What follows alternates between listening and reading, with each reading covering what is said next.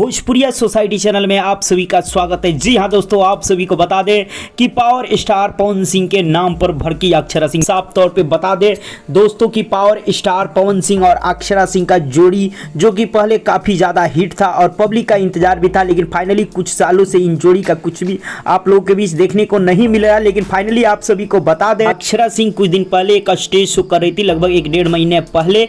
वहाँ पे एक फैन, एक श्रोता ने ये बात कर दिया कि पवन जी का गाना गाइए। जी हाँ दोस्तों, अक्षरा सिंह पूछी कि कौन सा गाना लगे, तो उस पे पब्लिक में से एक आवाज आई कि पवन सिंह का गाना। जी हाँ दोस्तों, तो उस पे अक्षरा सिंह अंदर से गुस्सा टाइप का नजर आई और भड़की हुई और काफी वहां पे बात भी हुआ, जो कि आप लोगों को मैं दिखाने का भी कोशिश किया हूं। आप सब इस वीडियो में वो स्टेज शो देखेंगे जहां पे कि एक फैन श्रोता ने कह दिया कि पवन सिंह का गाना गाइए, तो वहां पे अक्षरा सिंह क्या बोली आप लोग बतौर एक वीडियो क्लिप के माध्यम से देख पाएंगे, जो कि वीडियो क्लिप आप लोग देखिए। कौन सा गाना लगना चाहिए